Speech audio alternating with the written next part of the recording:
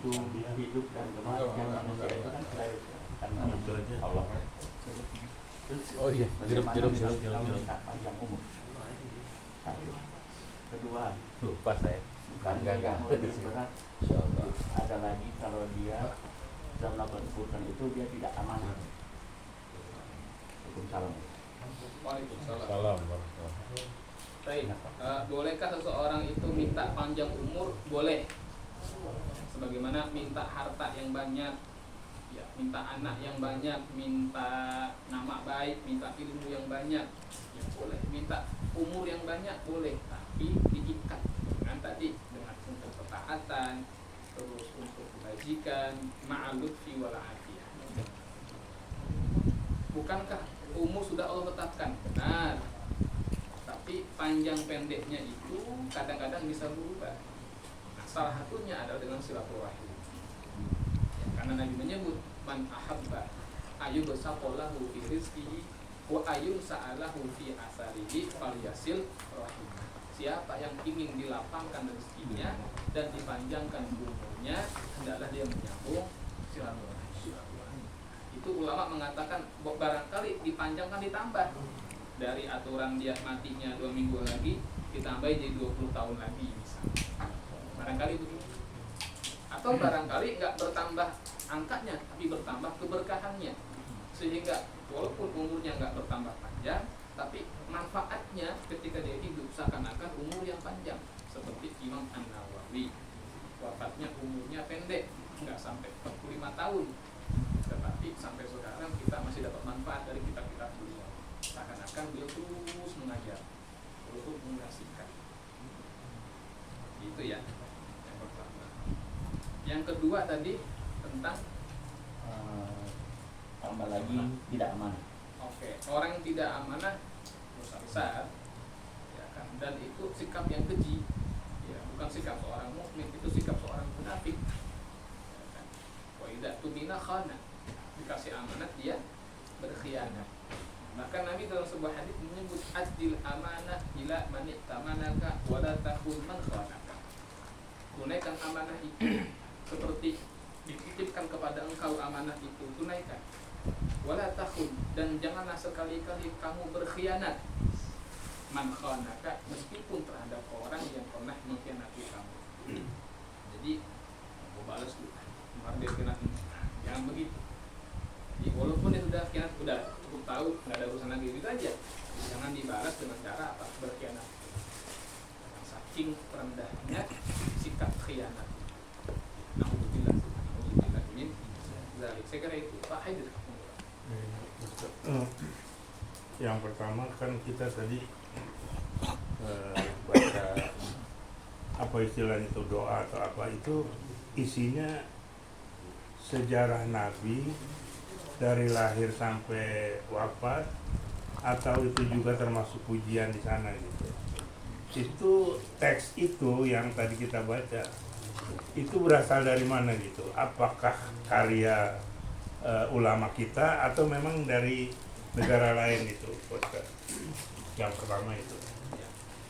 Yang kedua, tadi kan sebaik-baiknya manusia adalah yang bermanfaat kepada orang lain.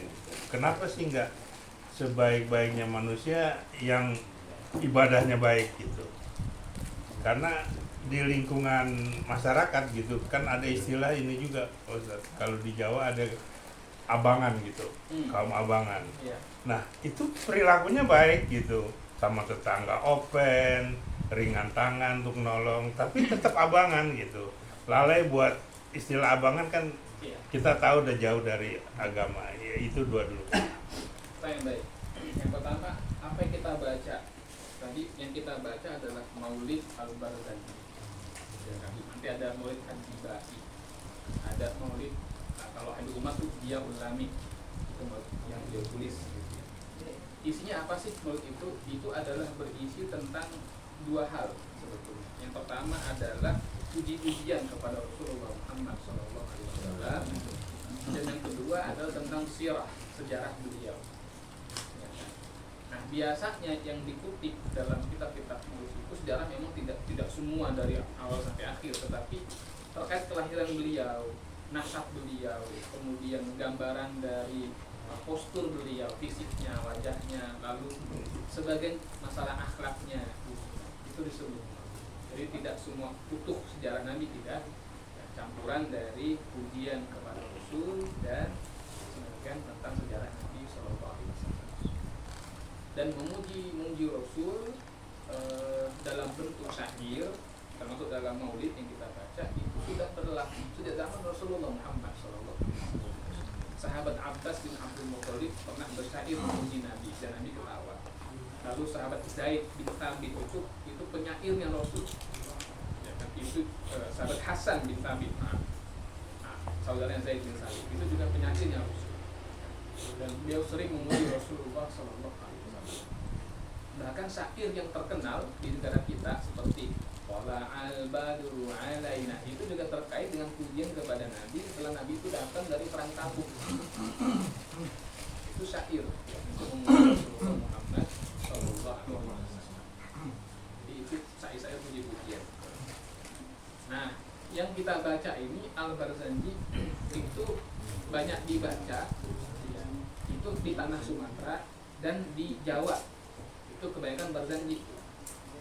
Tapi kalau di yang kental sama Betawi dan pinggiran Bekasi, Tangerang, Depok itu juga biasanya. Tapi maulid juga. Nah, yang kita baca ini Maulid Al-Barzanji tulisan Sayyid Ja'far bin Husain bin Abdul Karim Al-Barzanji. Beliau dimakamkan di Baqi. Jangan di Baqi. Itu ada di Madinah. Jadi bukan orang Indonesia, tanda kutip gitu ya. Keturunan habaib dari itu yang pertama.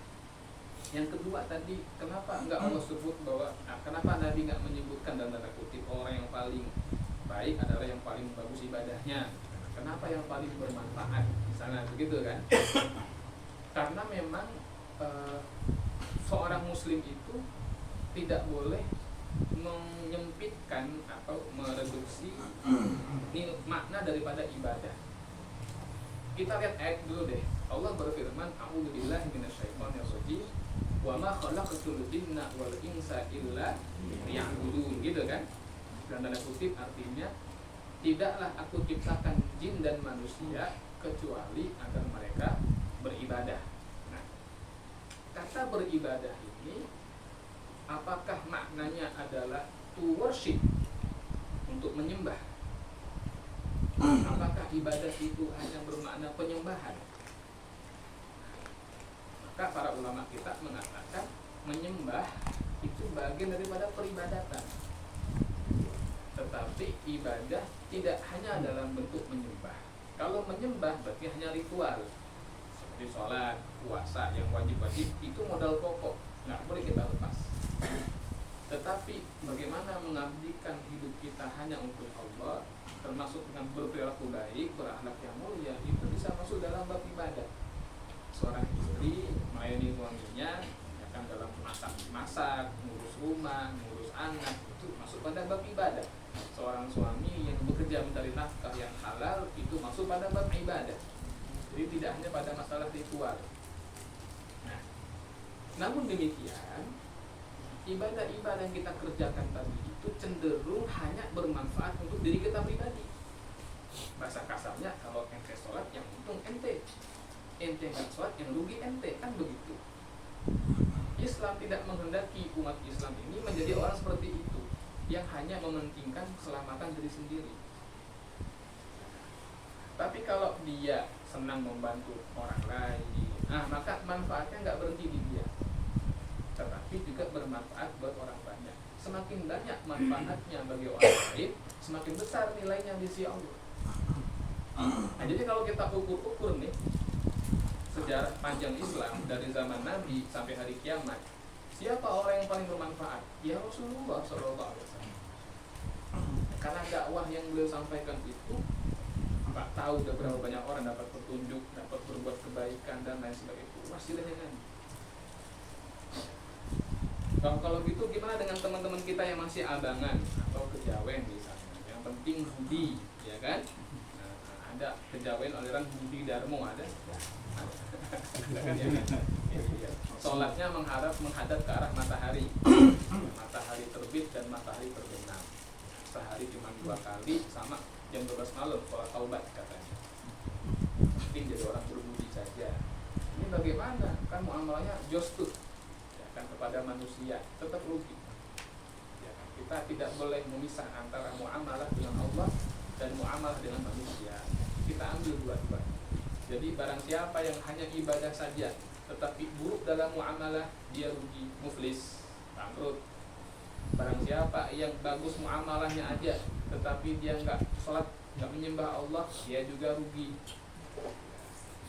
Makanya Nabi mencontohkan, beliau adalah orang yang dijamin selamat. Bahkan pintu surga tidak akan dibuka sebelum beliau masuk paling awal. Pun demikian, beliau nggak pernah tinggalin sholat, tetap banyak ibadah kepada Allah. Maka contoh sih, jangan kita pisah.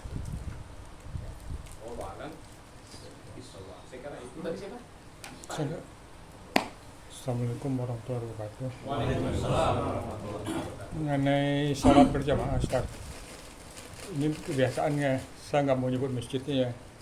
Itu kalau saya habis sholat, imamnya zikir sendiri, nggak semenit atau 2 menit atau 3 menit, habis itu dia tinggal pergi. Padahal jemaahnya masih banyak yang duduk gitu. Seandainya kalau ada jemaah yang bisa berdoa, terus karena kebiasaannya ditinggal 2 menit 3 menit ya, dia langsung mimpin doa setelah sholat itu gimana hukumnya? Jadi dia kan ngelangkain imam ya, soalnya kan imam tuh nggak pernah ngajak jemaah berdoa gitu. Terus yang kedua, masalah makam jenazah, penguburan itu. Penguburan. Ya, itu waktu penguburan, kalau nggak salah dia nggak ada azan, terus setelah dikubur dia ditinggal gitu aja, dia nggak ada doa apa zikir di sekitar kubur ya. Nah, terus yang ketiga masalah hijrah. Hijrah. Ya, seandainya ada orang yang berubah, misalnya kan ada yang tobat bagaimana ya, jadi berubah pengennya lebih baik, apa tuh ujian-ujian yang itu memang selalu ada yang misalnya ada tekanan atau gimana ya, kadang-kadang ujian dari tetangga atau orang luar atau teman atau siapa atau keluarga ya.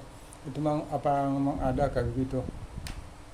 Udah itu aja. Assalamualaikum warahmatullahi wabarakatuh. Waalaikumsalam. Nah, yang baik, yang pertama tentang imam yang habis sholat dia zikir sendiri 2 menit lalu pergi.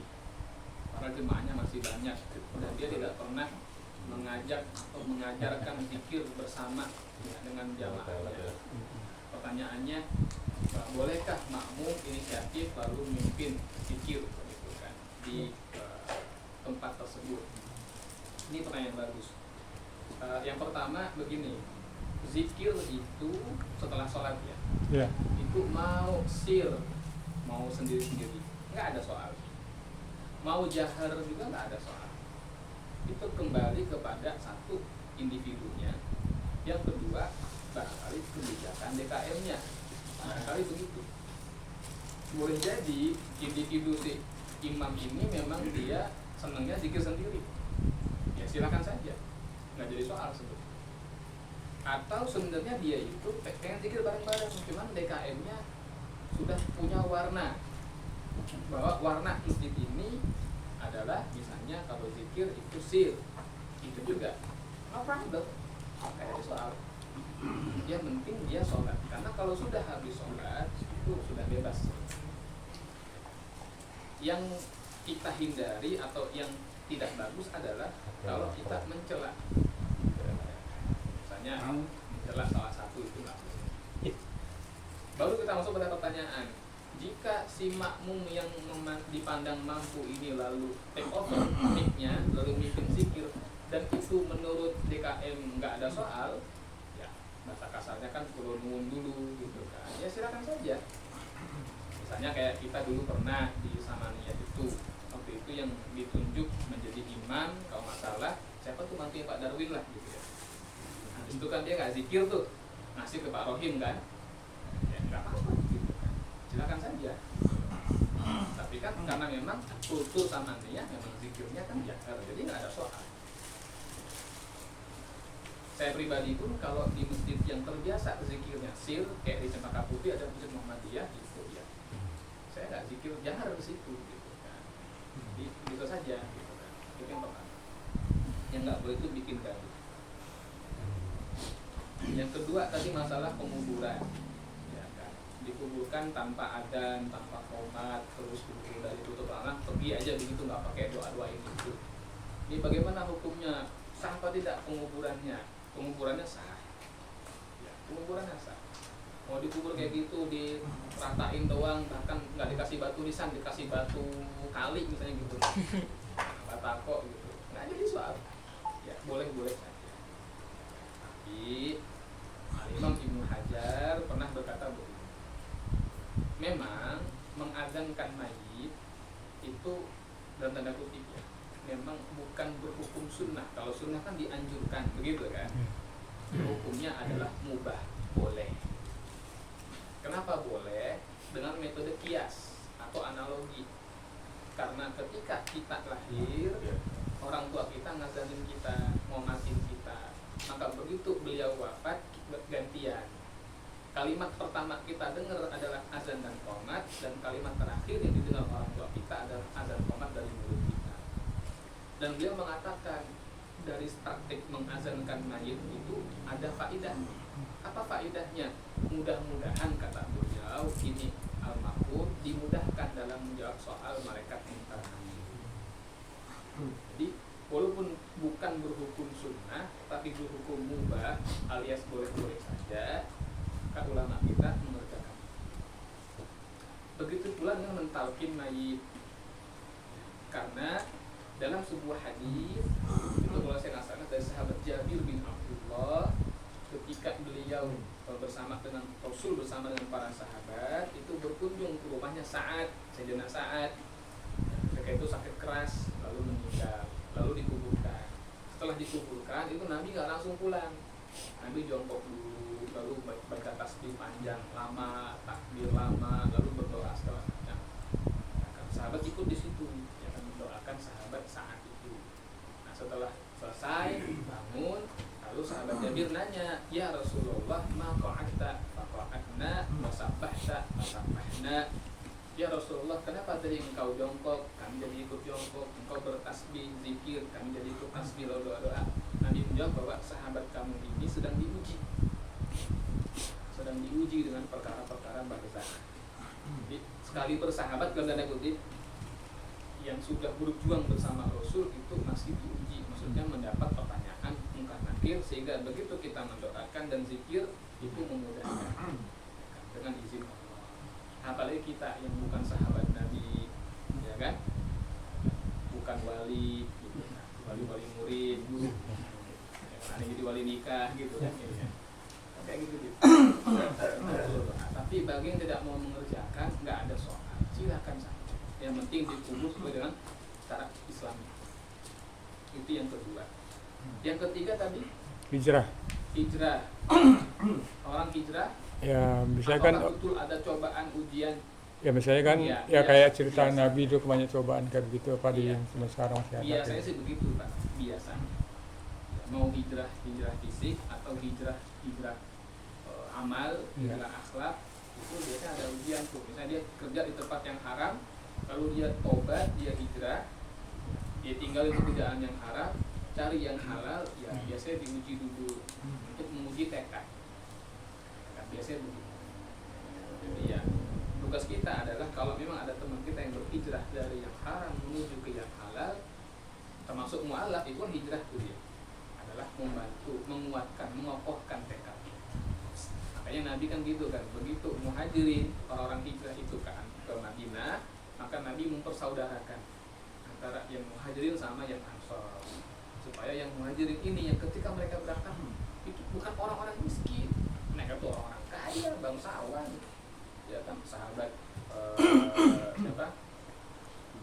Ya sahabat Umar, sahabat Abu Bakar itu orang kaya, Utsman, Mus'ab bin Umair itu anaknya bangsawan, tapi begitu hijrah ya cuma bawa baju yang nempel di badan aja, karena kalau bawa barang banyak-banyak ketahuan banget gitu kan, mau pindahan nih gitu kan, ditangkap di jalan.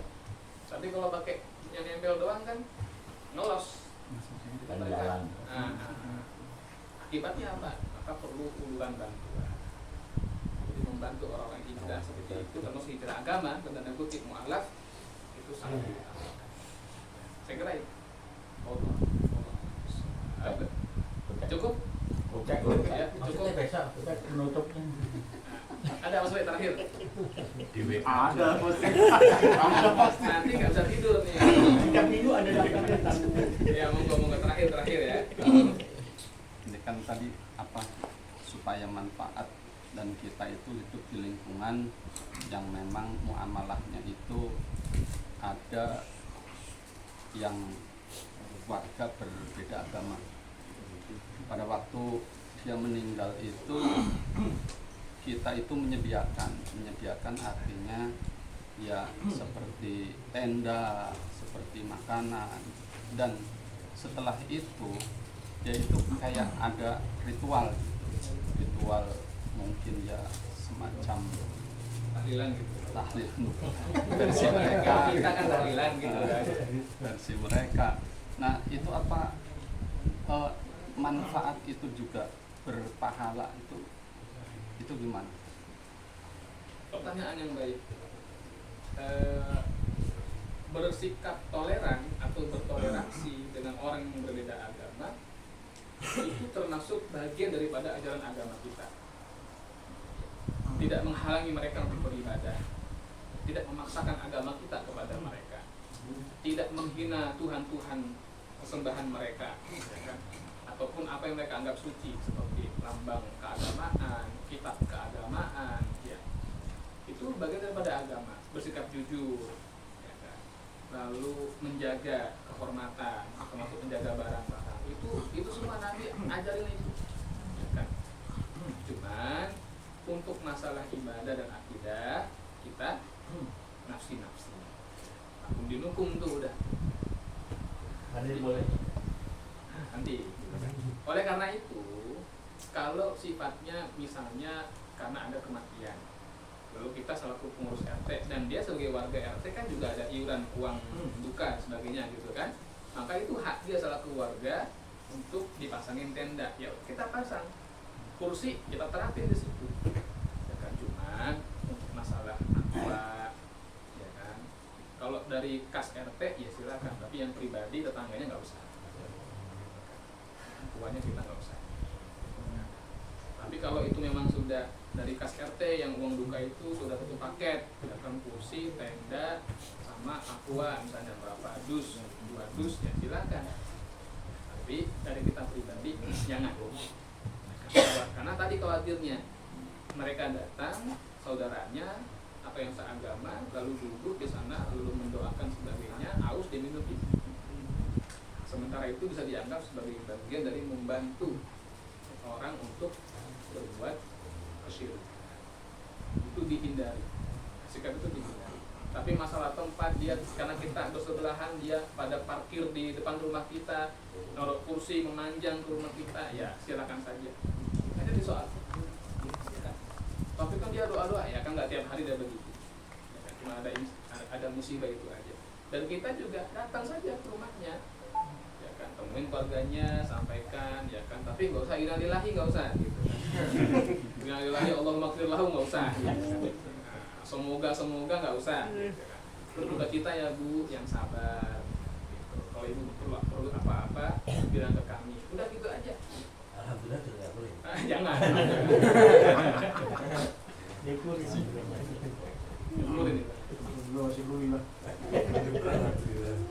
Soalnya beberapa hari yang lalu sebelahnya. Oh gitu.